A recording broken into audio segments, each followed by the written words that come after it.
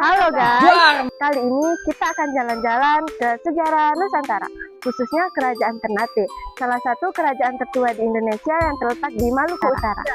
Kalau kalian pernah mendengar nama Cengkih atau Rempah, itu pasti ada kaitannya dengan Ternate. Di sini, Islam datang bukan hanya sebagai agama, tetapi juga sebagai fondasi politik, ekonomi, sosial, dan budaya yang sangat kuat. Kita akan bahas mulai dari awal mula Kerajaan Ternate, bagaimana Islam masuk dan berkembang, akulturasi budaya Maluku Islam, kehidupan sosial, politik, ekonomi, sampai keruntuhan pelan-pelan di bawah kekuasaan Eropa, dan peninggalannya sampai hari ini. Kerajaan Ternate awalnya bernama Kerajaan Yapi yang didirikan oleh Mbak Masyurama Malamo sekitar tahun 1257 Masehi.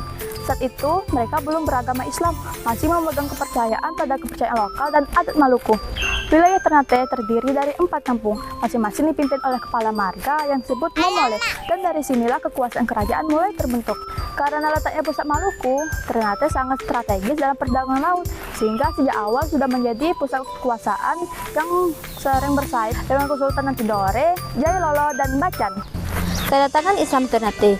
Islam masuk Ternate pada abad ke-14 lewat para pedagang Arab, Jawa, Malaka, dan Banjar. Mereka berlalang di kawasan ini untuk berdagang rempah dan mengajarkan Islam secara perlahan-lahan.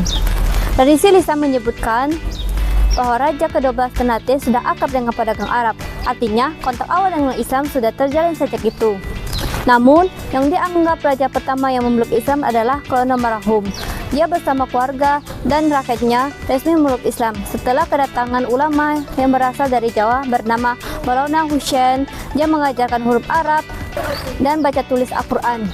Putranya yang bernama Sultan Zainul Abidin mengubah kerajaan Kaping menjadi Kesultanan Ternate.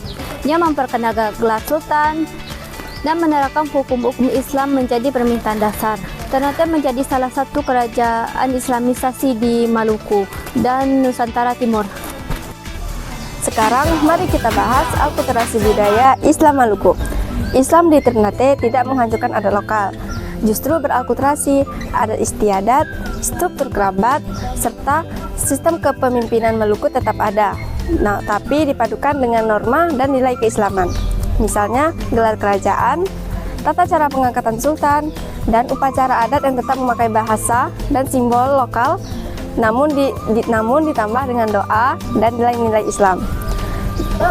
Jejak akulturasi ini masih terlihat sampai sekarang.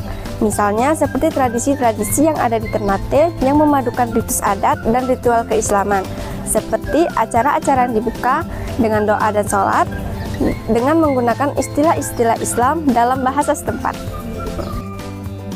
Secara politik, Kesultanan Ternate menjadi pusat kekuasaan yang luas.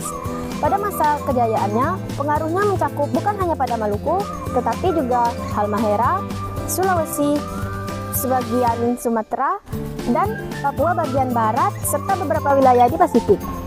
Puncak kejayaannya pada masa Kesultanan Ba'abullah 1570 sampai 1583 Masehi, yang berhasil mengusir Portugis dari benteng Sao Paulo pada tahun 1577. Lalu ia memperluas wilayah kekuasaannya dan memperkuat armada militer.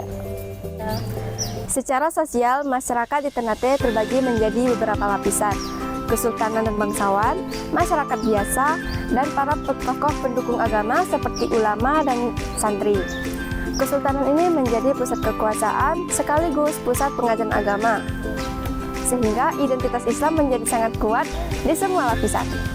Dalam ekonomi, kerajaan Ternate sangat bergantung pada perdagangan rempah-rempah, terutama cengkih dan pala. Rempah-rempah ini menjadi komoditas paling dicari di dunia, sehingga membuat Ternate jadi magnet bagi para pedagang Arab, Tiongkok, Jawa, dan kemudian Eropa. Kesultanan mengatur sistem perdagangan, pajak, dan monopoli, sehingga menjadikan Ternate bukan hanya kerajaan kecil, tapi menjadi kekuasaan yang sangat berpengaruh bagi Samudra Hindia Pasifik. Jaringan perdagangan antar pulau. Selain jadi pusat perdagangan internasional, Ternate juga menjadi poros jaringan dagang antar pulau di Nusantara. Cengkeh dan pala dari Maluku tidak hanya diekspor ke Eropa dan Timur Tengah, tetapi juga dikirim ke Pulau Jawa, Bali, Sumatera, dan kepulauan timur lainnya melalui kapal-kapal Nusantara. Kapal dari Tuban, Gresik, dan pantai utara Jawa sering berlabuh di Ternate. Pedagang Jawa mengambil cengkeh lalu menjualnya di pelabuhan kota-kota Jawa. Sementara kapal dari Malaka dan Sumatera menghubungkan Ternate dengan jalur perdagangan internasional ke India dan Arab. Juga menjalin hubungan dagang erat dengan banda penghasil pala dan Ambon, sehingga terbentuk jaringan rempah yang saling menguatkan antar pulau dan sekitarnya. Karena Ternate adalah salah satu produsen cengkeh terbaik, banyak kerajaan kecil di sekitar wilayah Sulawesi dan Maluku justru menjadi mitra dagang yang mengirimkan barang-barang seperti beras, gula, kain, dan bahan bangunan ke Ternate, lalu mendapatkan cengkeh sebagai balasannya. Jaringan perdagangan ini bukan hanya soal barang, tetapi juga ide, agama, dan budaya. Islam masuk bersama kapal dagang, bahasa Melayu menjadi bahasa perantara. Keruntuhan Ternate. Setelah wafatnya Sultan Baudunggo pada tahun 1583, kejayaan Ternate mulai menurun. Kemudian Spanyol mengambil alih benteng Kamalama dan mulai menanam kekuatan di Ternate untuk menyaingi Portugis. Namun, angin sejarah berubah. Perlahan-lahan VOC datang dan mulai menapoli perdagangan rempah. VOC mendirikan benteng-benteng, menekan harga, dan mengambil alih kontrol perdagangan. Sehingga kedaulatan politik Ternate semakin terbatas. Secara resmi, Ternate tidak runtuh sekaligus, namun mengalami penurunan perlahan sehingga di bawah kendali politik ekonomi Belanda. Institusi kerajaan masih ada, tetap sebagai simbol. Sejak Kesultanan Ternate di hari ini, hingga sekarang, Kesultanan Ternate masih eksis sebagai lambang adat dan simbol sejarah, bukan lagi kekuatan politik independen. Di Ternate, kamu bisa menemui bekas kerajaan Ternate yang berbentuk benteng orange dan masih Kesultanan Ternate dan situs sejarah lainnya yang menceritakan masa kejayaan Ternate dan perjuangan melawan kolonialisme. Berikut peninggalan kerajaan Ternate. Yang pertama ada Museum Kedaton Kesultanan, yang kedua Masjid Kesultanan Ternate, yang ketiga Makam Sultan Baabullah, yang keempat Benteng Kalamata, yang kelima Benteng Toluko, yang keenam Benteng Castella, dan yang ketujuh Benteng Orange. Sultan Baabullah ia dianggap sebagai sultan terbesar di wilayah Ternate karena ia yang berhasil mengusir Portugis dari wilayah Ternate pada tahun 1575 Masehi. Ia juga memperluas wilayah kekuasaan sehingga pada daerah Maluku, Sulawesi, Nusa Tenggara, dan Aceh Filipina. Sultan Baabullah juga dijuluki sebagai penguasa 72 pulau karena ia berhasil membawa Ternate menuju puncak kejayaan di bidang politik, ekonomi, dan militer. Jadi, Ternate bukan hanya soal rempah.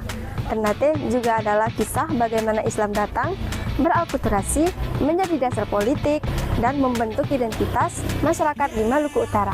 Kalau kamu ke Ternate, jangan lupa mampir ke situs-situs bersejarah, seperti masjid dan benteng-benteng peninggalannya, supaya kamu bisa merasakan suasana kerajaan Islam dulu yang pernah menjadi pusat dunia rempah.